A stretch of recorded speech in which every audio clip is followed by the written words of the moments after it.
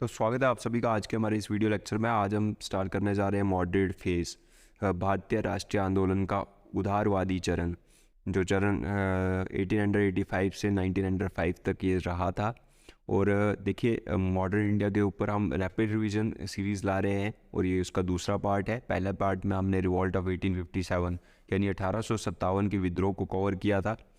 Video को and तक ज़रूर देखें। और इसमें हम लोग एमसीक्यूज़ वगैरह कवर कर रहे हैं और कुछ सब्जेक्टिव पार्ट जो है, जो कंसेप्ट है मॉडरेट का या मॉडर्न फेज़ का, मॉडरेट फेज़ का, तो वो भी हमने इस वीडियो में कवर किया है। होपफुली आप वीडियो पसंद आया आपको, और वीडियो को एंड तक देखना ज़रूर याद रखें।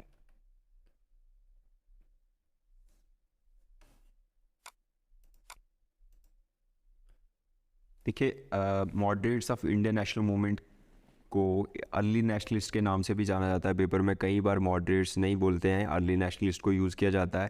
तो देखिए, इसमें जो है ना, कुछ पॉलिटिकल लीडर्स का ग्रुप था जो जिनका स्वभाव जो था वो काम करने का तरीका बहुत शांतिप्रिय लोग थे।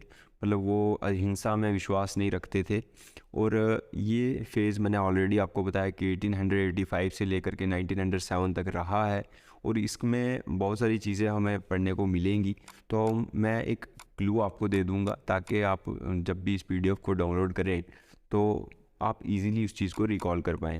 अचीवमेंट्स अगर बात की जाए तो अचीवमेंट्स उतनी ज़्यादा नहीं थी जितना क्रिटिसिज्म था, क्योंकि इनका मैंने ऑलरेडी आपको बताया कि काम करने का तरीका उतना नॉर्मल काम करने का तरीका था। बहुत शांति तरीके से कॉन्स्टिट्यूशनल वे में ये चलते थे।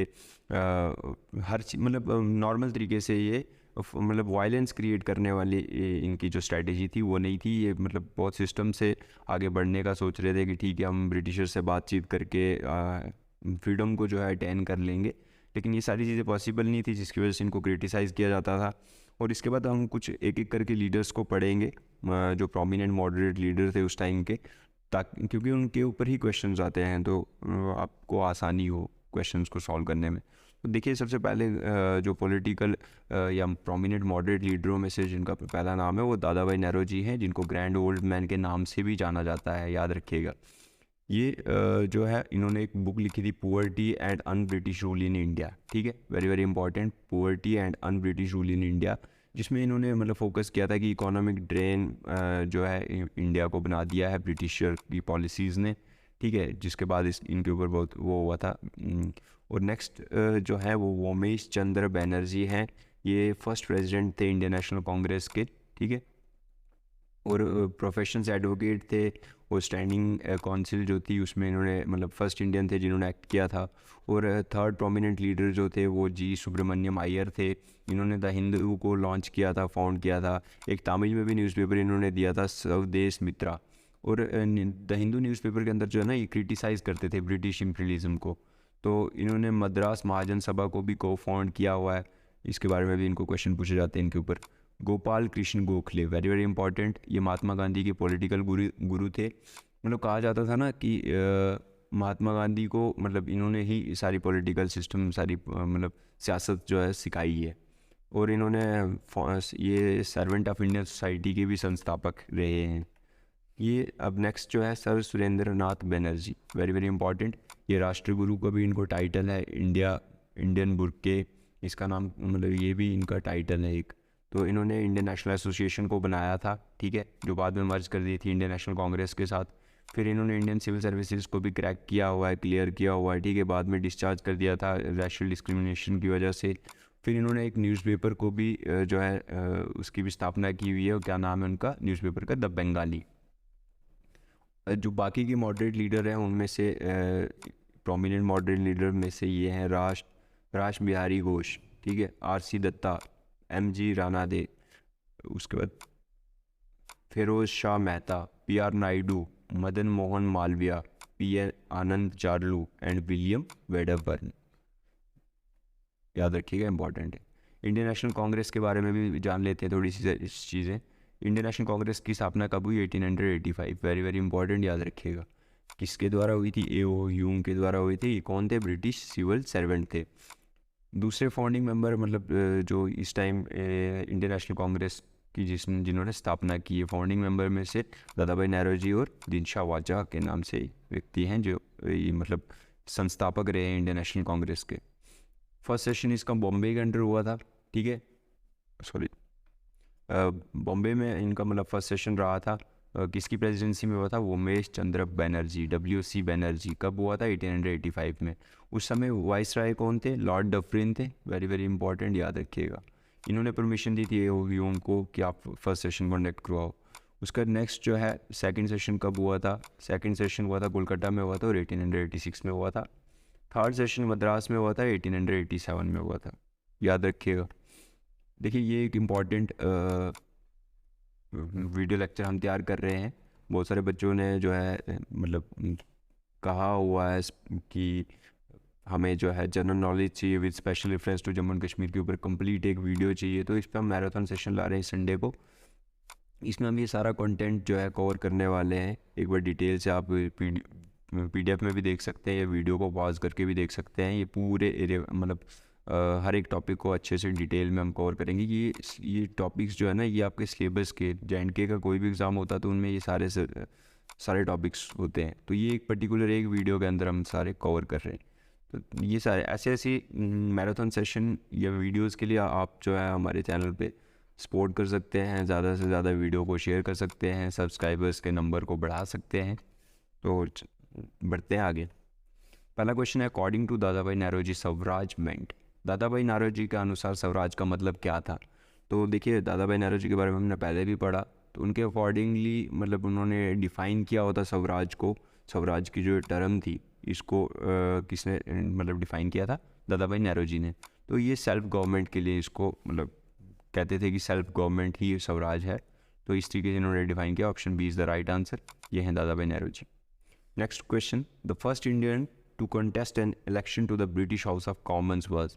यानी ब्रिटिश हाउस ऑफ कॉमन्स के लिए चुनाव लड़ने वाले पहले भारतीय कौन थे?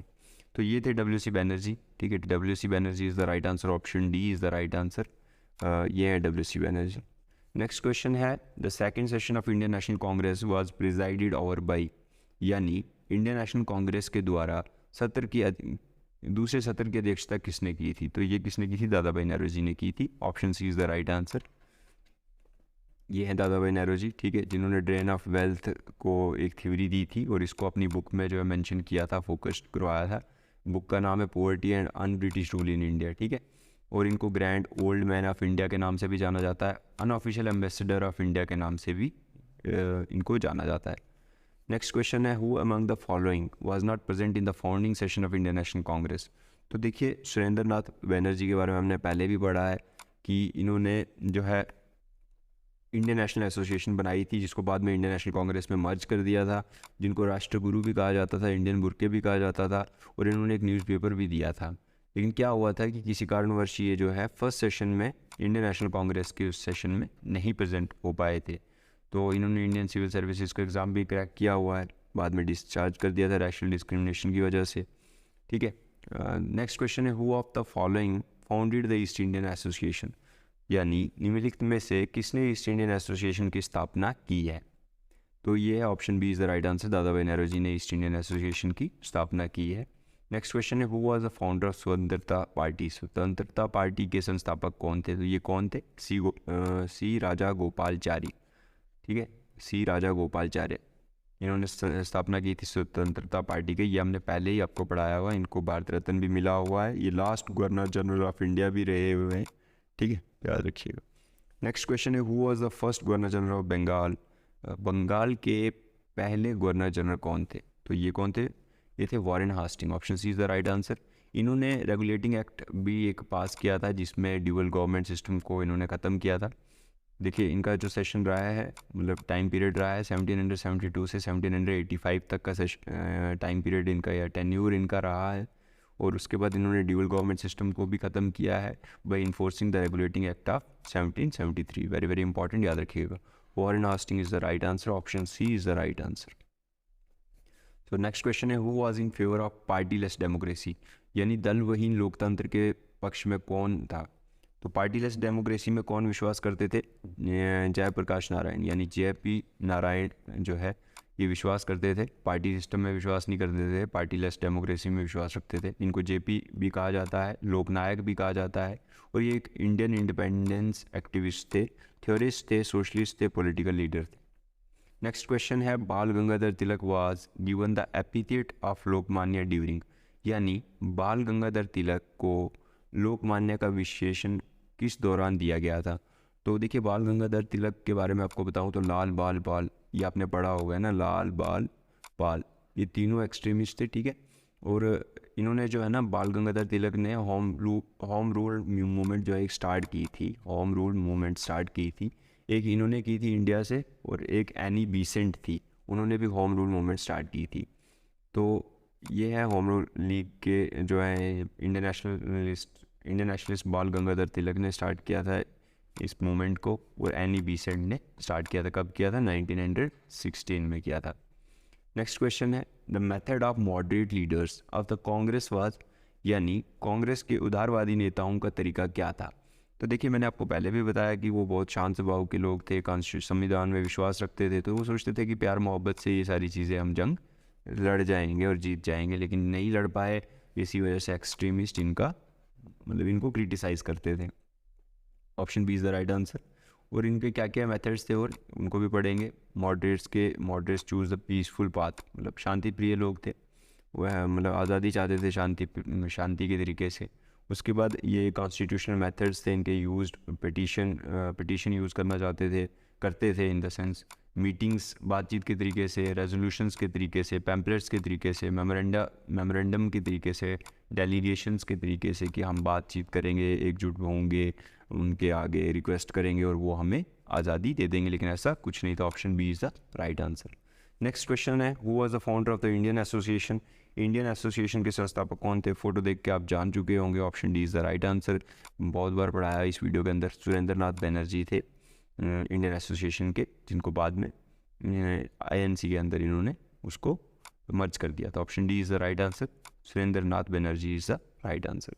नेक्स्ट क्वेश्चन है Who of the following was the first Muslim president of Indian National Congress, यानी निम्नलिखित में से कौन भारतीय राष्ट्रीय कांग्रेस के पहले मुस्लिम अध्यक्ष थे। तो ये थे बदरुद्दीन ताइब जी, फर्स्ट मुस्लिम प्रेसिडेंट थे इंडियन नेशनल कांग्रेस के, ठीक है। इनके बारे में और भी चीज़ें हैं। इन्होंने कॉलेज की भी स्थापना की थी बॉम्बे के अंदर। कब की थी? 1875 में की थी। और ये फाउंडिंग मेंबर थे और फर्स्ट मुस्लिम प्रेसिडेंट थे। कौन थे? Badruddin Tyabji. Very very important, याद रखिएगा। Option A is the right answer. Next question है who said the Congress is tottering to its fall and one of my greatest ambition while in India is to assist it to a peaceful demise. तो बहुत important है। देखिए कांग्रेस के decline को देखना चाहते थे, इनकी ज़िंदगी का मकसद था, ऐसा कौन कहता था? ये ऑप्शन बी लॉर्ड कर्जन कहते थे। मैं डिक्लाइन देखना चाहता हूँ कांग्रेस का, ठीक है, अपने in my belief Congress is to tottering to its fall, one of my great ambition while in India is to assist to a peaceful demise. ये कब बोल रहे थे ऐसी स्टेटमेंट कब दी थी? 1885 में। और ये वाइस राय थे इंडिया के उस समय। और क्या था उनका टेन्यूर? 1899 टू 1905। नेक्स्ट क्वेश्चन है who among the following was not a moderate, यानी निम्नलिखित में से कौन उदारवादी नहीं था। तो ऑप्शंस देखे होंगे, ये भी थे, ये भी थे, ये भी थे, सिर्फ ये नहीं थे। Bipin Chandra Pal is the right answer. ये एक्सट्रीमिस्ट थे, ठीक है। इन्होंने एक इंग्लिश वीकली लॉन्च किया था, फाउंड किया था न्यू इंडिया के नाम से। कब किया था? 1909 में। नेक्स्ट क्वेश्चन है who wanted Indian National Congress to be a safety value, यानी कौन चाहता था कि भारतीय राष्ट्रीय कांग्रेस एक सुरक्षा मूल्य हो। तो जाहिर सी बात है A.O. ह्यूम ने फाउंड की थी और ये चाहते थे कि जिस तरीके के पीछे रिवॉल्ट्स हुए हैं उस तरीके की भगदड़ ना मचे, लोगों के कोई भी मसले मसाइल हों तो वो INC के थ्रू आए लोग और हम भी इनको प्यार मोहब्बत से समझा करके मॉडरेट्स को भेज दें। तो ये A.O. ह्यूम थे जो सेफ्टी वैल्यू की तरह इसको देखते थे कि ठीक है मॉडरेट्स हैं, ये INC को चलाएं और शांति तरीके से ब्रिटिश सरकार अपना काम करे और कोई रिवॉल्ट खड़ा ना हो। इसीलिए ये इसको कहते थे कि सेफ्टी वैल्यू देखते थे सेफ्टी वैल्यू की तरह। Option A is the right answer. और ये है A.O. ह्यूम के बारे में, ठीक है। तो ये थी वीडियो को एंड तक देखने के लिए आपका बहुत बहुत धन्यवाद। और और अच्छा क्वालिटी का कंटेंट अगर आपके लिए लाना है तो आप चैनल को सब्सक्राइब ज़रूर करें, वीडियो को लाइक ज़रूर करें, और कुछ हमारे सोशल मीडिया पेजेस हैं उनको फॉलो ज़रूर करें। फेसबुक का लिंक दिया हुआ है, टेलीग्राम को ज्वाइन करें वीडियो को टाइम पे देखने के लिए, पीडीएफ को डाउनलोड करने के लिए, है ना। और इंस्टाग्राम पे आपकी कोई भी क्वेरी आती है तो आप इंस्टाग्राम पे हमें डायरेक्टली मैसेज कर सकते हैं इजी क्लासेस के ऊपर से। और अगर आपको बेस्ट सेलिंग बुक्स चाहिए हो, एकेडमिक्स की चाहिए हो, कम्पिटिटिव की चाहिए हो, बेस्ट रेट में चाहिए हो, जल्दी चाहिए हो, फास्टेस्ट डिलीवरी एक्सेस है, तो ये वेबसाइट पर आप जाएं www.easysale.in। यहाँ से आप जो है ऑर्डर कर सकते हैं और आप होम डिलीवरी भी आपको मिल जाएगी। Thank you so much for watching easy classes.